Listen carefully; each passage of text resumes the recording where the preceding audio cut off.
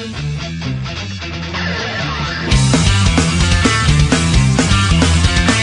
assalamualaikum warahmatullahi wabarakatuh. Hari ini kita akan melakukan pembahasan tentang sistem injeksi ya. Oke, langsung saja kita punya gambar di sini ya. Jadi sistem injeksi itu layaknya seperti tubuh manusia ya, di mana sistem injeksi mempunyai 3 komponen utama. Yang pertama sensor ya, kita lihat di sini. 3 komponen utama, yang pertama adalah sensor ya, sensor, yang kemudian ada kontrol, dan kemudian ada aktuator. Ini pada motor Yamaha ya, mempunyai 3 komponen utama, yaitu sensor, kontrol, dan aktuator. Kembali lagi ke sini, layaknya seperti tubuh manusia ya.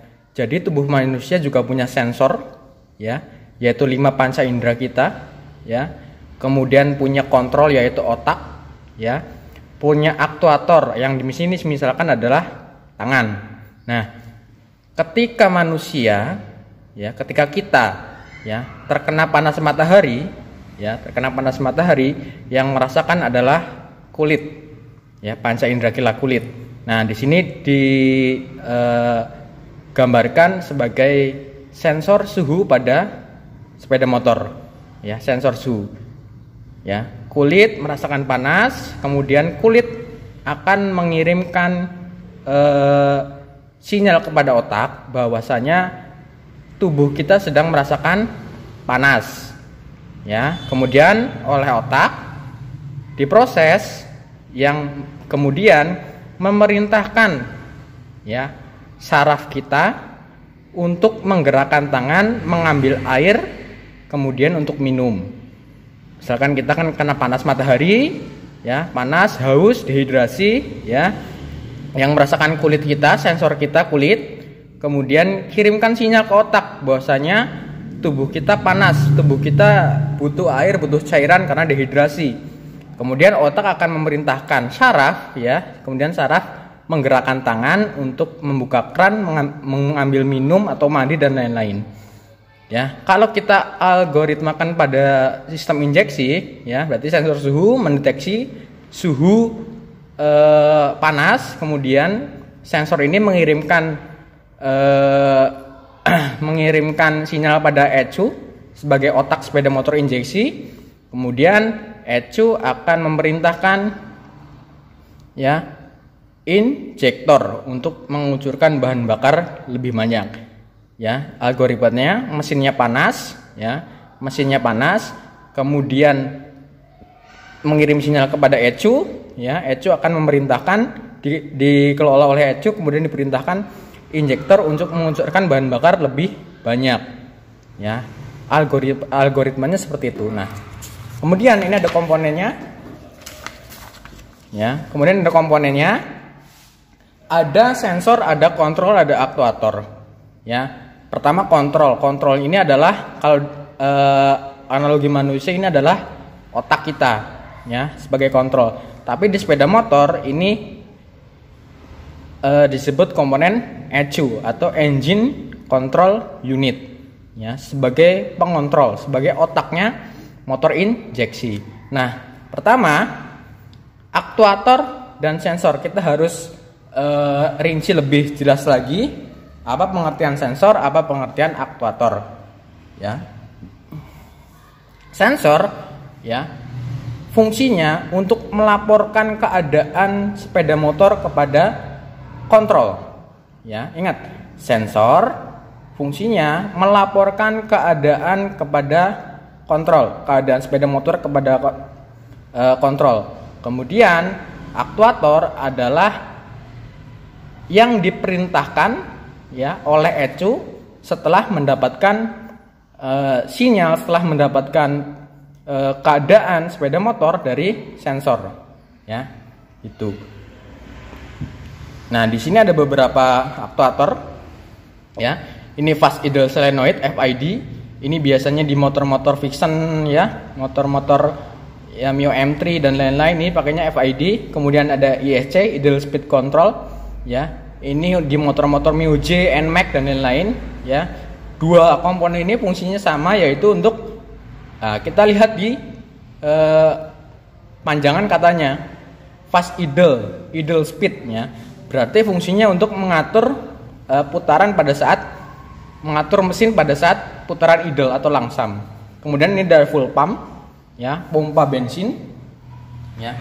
Kalau kita bedah, full pump ini bentuknya seperti ini, ya, full pump, ya, ya ini full pump, ya, ini ada filternya.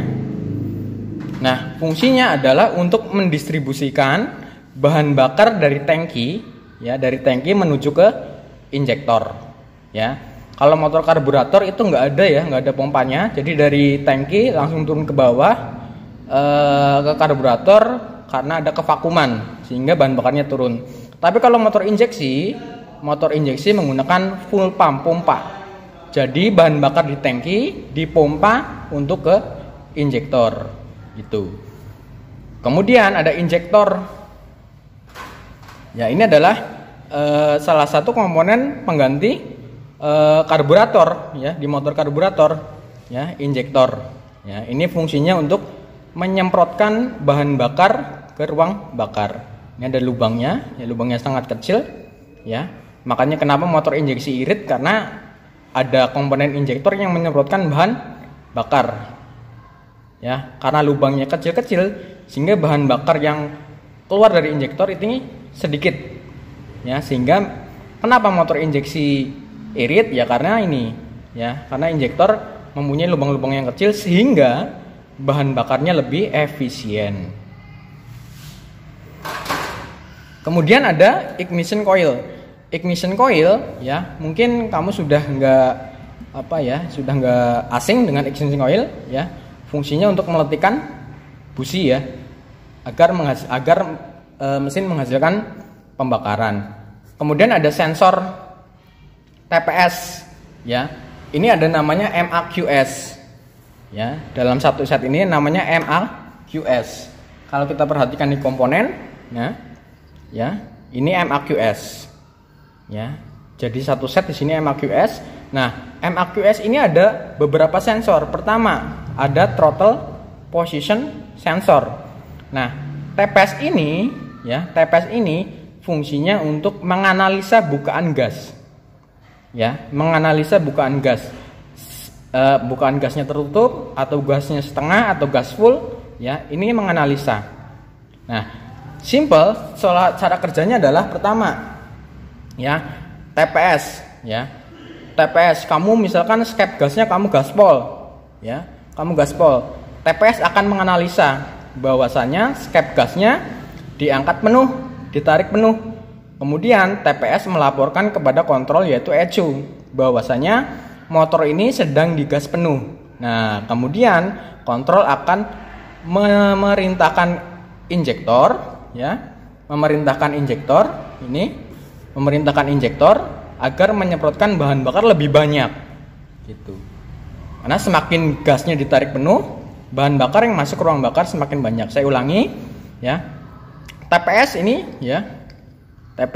ya, ini menganalisa, ya, menganalisa kita gaspol, ya, gaspol, lah, lihat ada kupu-kupunya di dalam terbuka. Nah, kita gaspol, ya, kemudian TPS menganalisa bahwasanya skep gasnya sedang ditarik penuh, ya, sedang ngebut, ditarik pol, digaspol. Nah, kemudian TPS akan mengirimkan sinyal kepada ECU, ya, mengirimkan sinyal pada ECU bahwasanya sepeda motor gasnya sedang ditarik penuh, ya. Kemudian kontrol akan mengolah dan memerintahkan injektor untuk menyemprotkan bahan bakar lebih banyak, gitu. Kemudian ada sensor IAPS, Intake Air Pressure Sensor, ya. Fungsinya adalah untuk menganalisa tekanan udara yang masuk ke dalam ruang bahan bakar. Menganalisa, ya.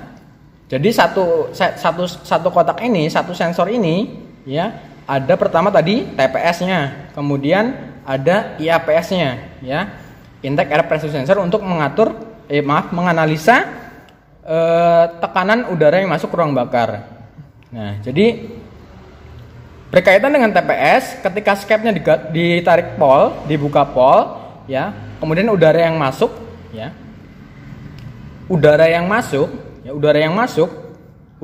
ketika gaspol, ya maaf ya, ketika gaspol, berarti kan udara yang masuk banyak, otomatis tekanan udaranya juga besar.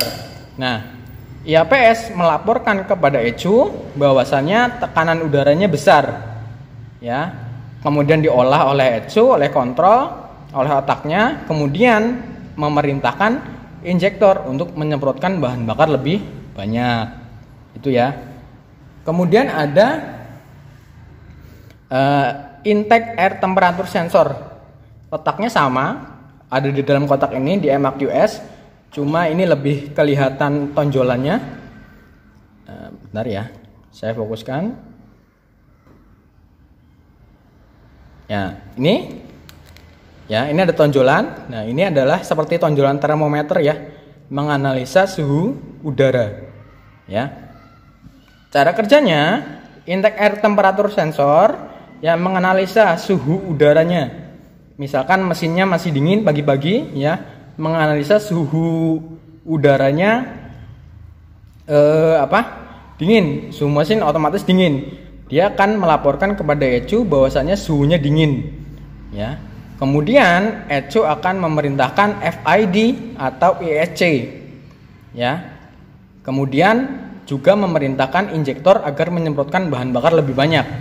Karena apa?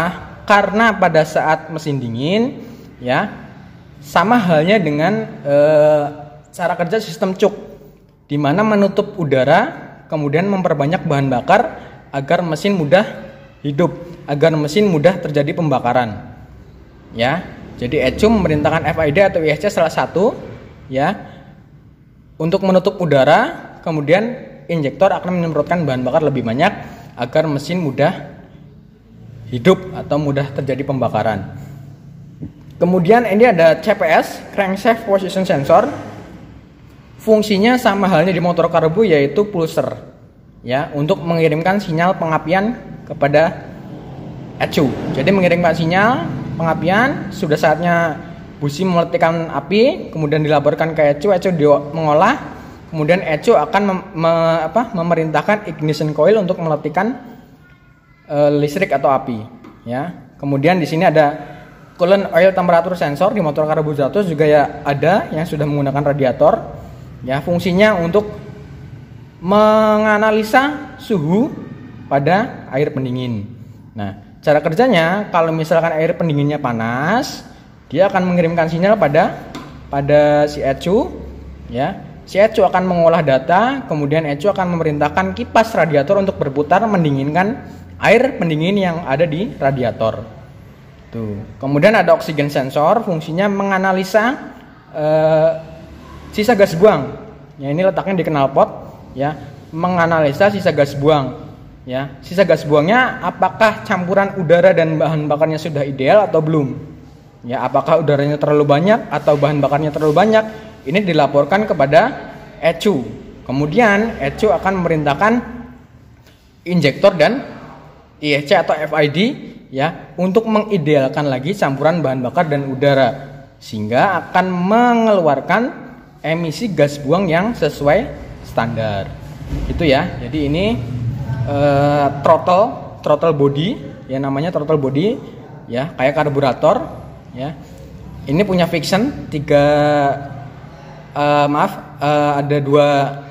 ada 3 sensor di dalam sensor ini.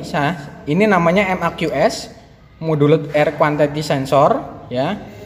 MAQS ini terdapat 3 sensor tadi, yaitu ada TPS, ada IAPS, ya, ada IATS, ini IATS, ya. Ada 3 sensor di dalam satu sensor ini, MAQS, Modulated Air Quantity Sensor.